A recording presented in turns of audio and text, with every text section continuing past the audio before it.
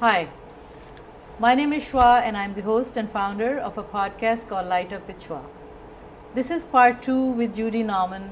I don't think I am satisfied with the conversation we had earlier, and I do want to have some more information out of her, glean some more of her knowledge and experience and expertise, and I am sure you have enjoyed the part 1 with Judy, and if you haven't, then please go and listen to that or watch that.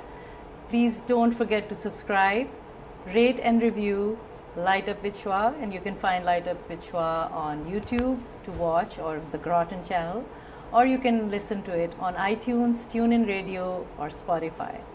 So here we go again with Judy Nauman, and I hope you will enjoy, and this time some more deeper questions. Hi, Judy. Hi, Shua. Thank you for being here for another episode.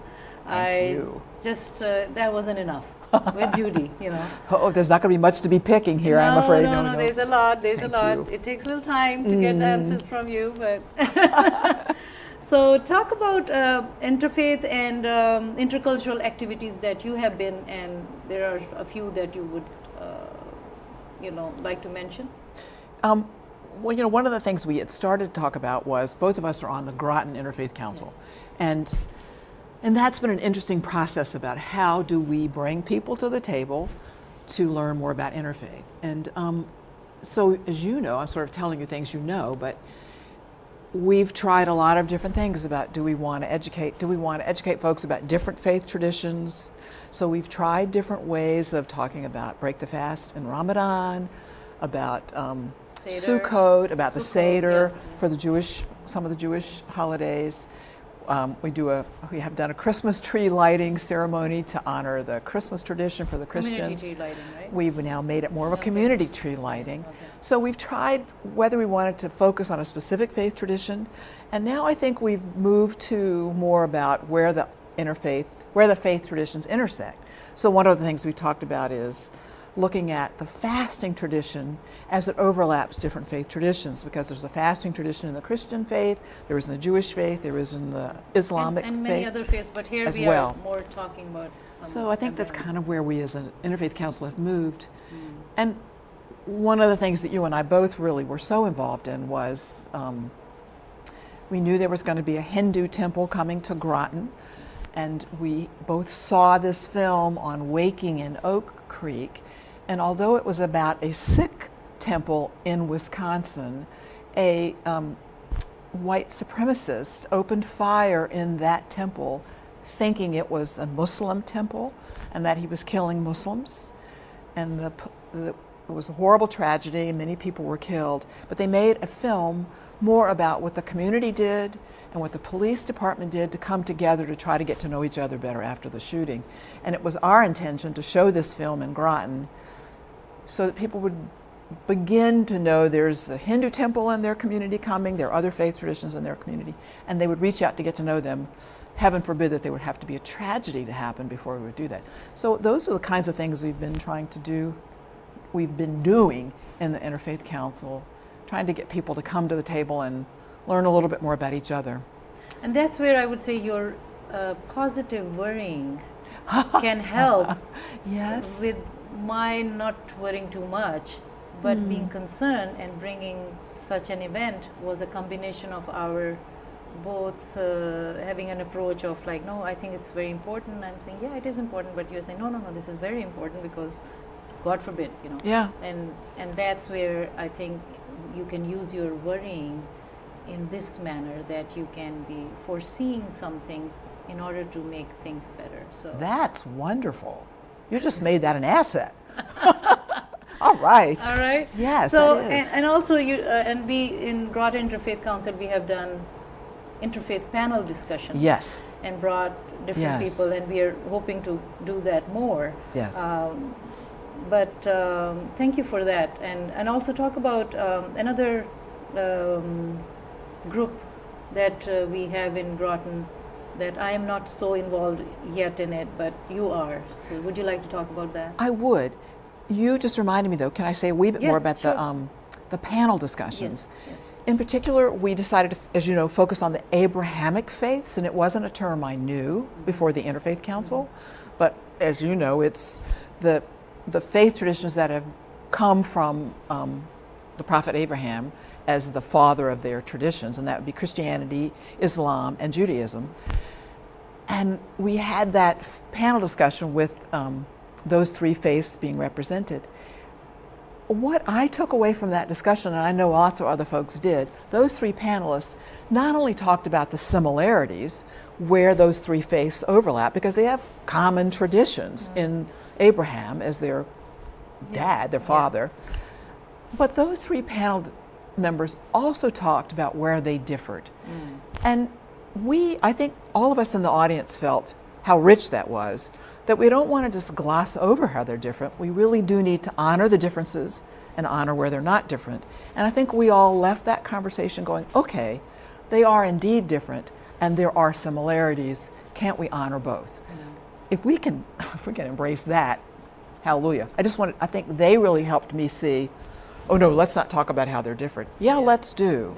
Let's absolutely understand that. And acknowledge that. And there's nothing wrong in differences. Because I always say now, it's part of my conversation now that don't we have differences in our own families?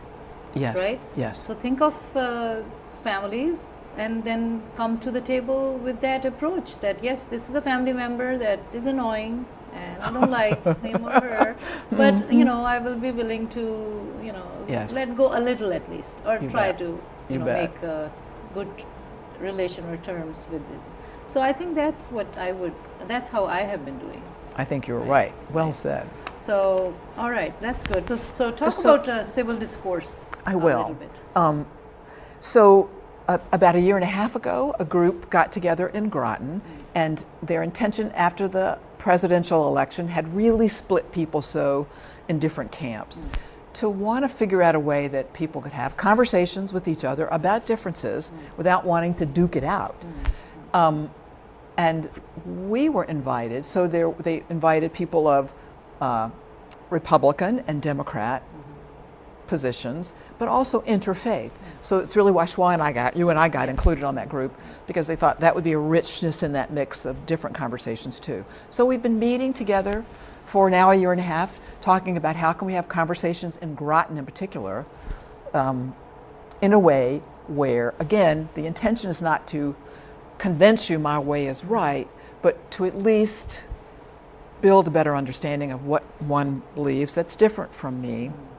We've gone through some training. We've contracted with an organization in Cambridge called Essential Partners, and they have a very well thought out methodology for how to get people at the table to talk about differences. So you are better equipped now, right? I think so. Yeah. And they also have very important ground rules. Their ground rules include there is no trying to change someone's mind. And somehow parking that at the door relieves you of that, you gotta believe what I believe. Their two goals of their conversations, the folks from Essential Partners, are that of course you learn more about someone who thinks very differently from you, but in the course of the dialogue, their goal is to help you understand more about where your positions have come from. So we've had a couple of practice dialogues, and I think this fall, the Groton Civil Discourse Project will pick a couple of controversial topics in Groton and begin to have small group meetings where we have conversations with each other about conversations that would typically get people locked in opposition, to have those two goals. One, that I learn more about my own thoughts about that position, and two, I understand more somebody who differs very much from me. So do you see yourself prepared enough and do you feel comfortable going into it? Oh, I have some trepidation. And we're going to have a few more practice dialogues, because it's a very set methodology that this organization gives you. And a lot of it is preparation and how you form the questions. So the questions force people to think about something differently, as opposed to what do you believe about gun control. Do they take your input in changing those questions? Yes, yes, there is definitely conversation. Too structurally, the methodology is not too rigid, or is it? It is once it's established, they do adhere to a certain format. So rigid is the wrong word, but it is to keep it in a tone so you're not in the same old debate like you always are. I mean, it is to try to help all of us step away from the way we have those conversations. Because, you know, when you pick a topic of high controversy, we all lock in to the way we've always talked about it. So can you give an example of a controversial topic? Gun control. The first conversation we had in training was gun control. And everybody has a pretty set opinion about where they are with that. And that dialogue really helped us. They asked us questions in a way that made me think more about where do my thoughts about how I feel about guns come from? And I really did leave that conversation with a better understanding about my own thoughts, as well as people in the room who did not at all agree with me. I had more of a curiosity about what they thought, not just a, how could you be so stupid to think that? And I think if you can crack open a conversation and leave with those two thoughts, you're on the right path. So do you see people coming to the table on these topics, and those who are in this group, you know, not changing, but a little more flexible? Do you see them That's a good having question. a good dialogue, conversation? Yes, and again, we've just done practice. But there were a couple of folks who hadn't been engaged in the process, and they came in, and we said to them, we're practicing on you. We're practicing this methodology. And those folks said, I'm leaving this conversation with more curiosity about the other side. Well, I think that's a victory, personally. So any other challenges that you would like to mention about this process and talking to people, and how was it going? Any challenges that you need to overcome? How much time do you have? Well, so there's a facilitator of the conversation, right? If somebody is formally designated facilitator. And here's an example.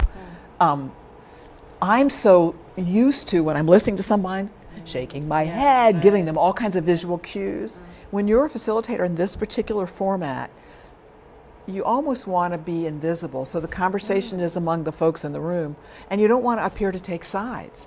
So this could almost seem like taking sides. So for me to kind of calm this down, sit, that is hugely difficult for me. And I understand the intent is that the facilitator. I have that, so I will be really awful. I will be like, okay, you're out. It is part of the training. So there's just one example. And so you have accomplished it a little bit? Like, have you been better? I'm working on it. Okay. So next time when I'm talking to you, I'll stop you from shaking your head, right? Well, in this format, it would be weird if I'm not going engaged. You know, it's in that. Not in this. But when we practice, you're going to have to sit on my head, stop wiggling, and. Okay. Yeah. All right. That was helpful. So we have a lot going on to work on ourselves. I think this is more on self, and then once we explore and discipline ourselves, we would be better in conversation with others, hopefully. Hopefully. Yeah. That's the intent, I guess. Hopefully, I think so. Learning more about where you come from. Yes. And then how to have a civil dialogue. You bet. Yeah, that's wonderful. So you have a good feeling about it? I do. Okay. I do. And the people who put a lot of time into making this happen are amazing. Amazing. Any misconceptions of Islamic faith that have been removed for you since you have been interacting with Muslims and attending events and all that? Indeed. Well, I mean, before I got to know you, and some other members of our Interfaith Council who are also Muslim, I knew, what I read in the newspaper. I knew nothing really, and those misconceptions are horrible. Those are. So they have changed. Oh, dearie, totally. Okay. I mean, I don't know about totally, but 100, much. I mean, for one thing, I've learned from you, but I'm thinking Dr. Kelly was so informative in this, and others that I've heard speak, that. The folks that have been the most visible in terms of Muslims who have been terrorists do not represent the Islamic faith any more than a terrorist who bombed an abortion clinic in the name of Christianity represents the Christian faith, in my opinion. And I think I've really begun to understand they're criminals. They're folks who took God's name and did these horrific things in God's name. That isn't Islam. That isn't Christianity. That isn't that faith. That individual. That is that individual. And so yes, I think first was learning those folks are not, and you have spoken so eloquently about, and your dad too, if I may honor his memory, have educated me, both of you, so much more in what Islam, the core, as I understand them, the core values of Islam, and those folks who have so terribly represented Islam, so are not holders of the faith. So that is first a big learning for me. And you know, you've spoken so eloquently about how the Quran and the Prophet Muhammad, peace be upon him, have elevated the position of women, and there's such a common misunderstanding about that. I mean, I just continue to learn so much from you and other folks who are willing to talk to me about the faith. Thank you for You opening bet. up and allowing that to come to us and to you, and we are together actually in this now. So wonderful. Thank you. You bet. So some questions that were left, because I know you are very good in your dealings, in my view. You do a lot in the community, GIC, civil discourse, and you know, there's a whole list of things that you do. I want to explore more about you in terms of relationships. How would you, whether you take an interfaith approach or a relationship is relationship, right? Can be applied to any situation. But what can you advise from your experience to have a healthy, mindful, some do's and don'ts of a good, healthy relationship? What can people do in order for you to have a good relationship? Of course, it's going to be do what I say, don't do what I do. Yeah, It's much take your easier to give a time. prescription. You know, it's going to be whatever I've been sort of thinking about the most right now. It isn't like in priority order. This is what you do first. I think lately, the temptation to give folks advice. Whew. So when someone brings you a problem, a friend, a dear friend, and they say, oh, this is happening in my life, the temptation to give them advice is almost impossible to avoid.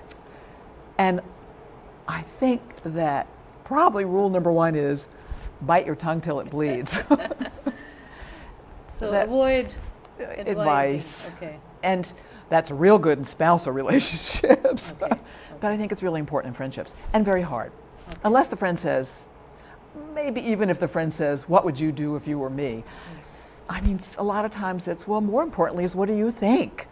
Even though it's very difficult, just listen and just get them. Here, this doesn't always do it, but here in my head and heart, I think my friend really knows what he or she needs to do or wants to do or wishes they could do, and they don't really need me to say so. And if I could, and I do not always do this, but anyway, this is the proscription, not the, if I could figure out ways to pause and go, well, tell me what you think, tell me what you tried, what's worked for you, it would probably go better. So I think that's first. Yeah. Anything else? Because you maintain your relationships. I've seen you. I mean, nobody's perfect, right? But these were good. The advising right away, listening more intently rather than talking, right? What else? Anything for younger generation when you were young, comparing from that time to now? Anything for the younger generation? How they are doing good nowadays, anyways. But you know, experience tells you that you used to do something that you think that you would have liked to avoid it now. So I'm not a big social media person, Okay. but a little bit. So I'm going to answer this as if I were 20 and living an awful lot of my relationships in a social media world, because I think it's different Okay. than my early years. Although maybe not. So I think also rule number one is pause before you answer. And that's way hard. In the dark ages when email was the way people communicated, we used to say, do not answer in anger your email, because then it is in writing and it is forever there. And unless you're the world's greatest novelist, the inflection, the ability to put in what you really wanted to say, we're not good at this. So I worry about, my worry, social media. My advice would be to young people who are using social media as a way to communicate, before you answer in anger, pause, because this won't necessarily capture your eyes, the eyebrows, the nuances that you hope to communicate. And I think people create anger and hostility and really conflict among friends when they didn't intend to, when it was misinterpreted. So that'd be my first, is that in That's a good advice. particularly social media, you see things that people say and you go, oh my gosh, you're gonna really wish you hadn't said it like that in a week or an hour or 15 seconds. That's a good advice. Any relationship advice for spouses? Because you're still together and you're doing well. Yeah, well, that advice thing is that don't give advice. That'd be the first one. Yeah. Don't give advice. Oh, God. Okay. Yeah, I do. I think that would be. That's a big one. Yeah. And the other is, even though I swear I'm listening. Okay. Okay. This is true confession time. Yeah. You know, I can ask a question, and then about 15 minutes later, ask the same question. Oh. Okay. And what does that So say? That means we didn't I wasn't listen. really taking it in. And I have noticed a slight sense of irritation in the spouse's voice when he says, you just asked me that question. Okay. So okay. even though I would say, oh, I'm a great listener, apparently I'm not always a great listener. Yeah. Well, you can't be always listening. No. Intently. You're a human being, aren't you? Or are you Just barely. Angel? An angel, huh? Yeah, right. Okay. Those would be my advice. Okay. No, thank you. You bet. Thank Thanks you for that. asking. Thank you. Anything else you want to say before I ask you some more ending questions? No, I think that's good. Do you self-evaluate?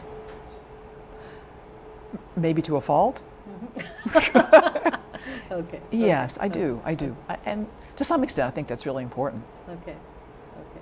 I'm going to say one thing about that if I've got a little Yeah, time. sure. I'm currently working on kind of deepening my meditation practice. And I do a little bit of reading before.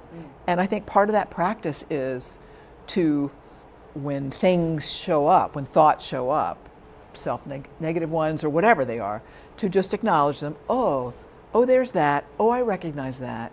And then let it go without intense, oh, not that one again. So it is a gentleness with what shows up. And I think the same with self-analysis. I don't think I want to stop analyzing, oh, what was that? But to be gentle with it and to let it go. Not to be too hard Yeah. on yourself. Okay. That reminds me of a whole bunch of questions, and now I don't have time to do that. Anyways, what's the value of gratitude in your life? That is a wonderful question. It is essential. And when I forget it, life isn't sweet. And to lose track of gratitude, I think, really does take the honey out of life.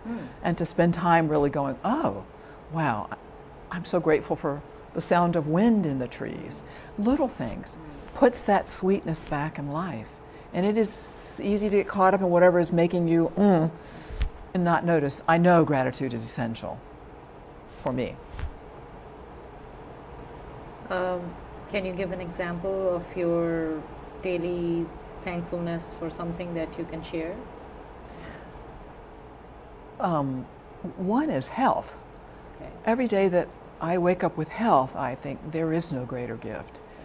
Little things. I mean, I was blessed with wonderful parents, to go back to them. I mean, I grew up on a farm. I had amazing parents. They let me, I'm so grateful for that. I'm grateful for a great marriage, health, running water. what a gift is water that? a precious Turn on the gift. tap and it's, Yep, it's clean there. and there. Yep. And on and on. Yep. I don't always think of that, but yes. So what makes you happy? Good friends, Good. good food, Chai. good chai, not just any chai, good chai. I love being in nature. Okay. And What does that do? Being in nature. it lifts me. It reminds me about what's important. I probably feel closer to God, Okay.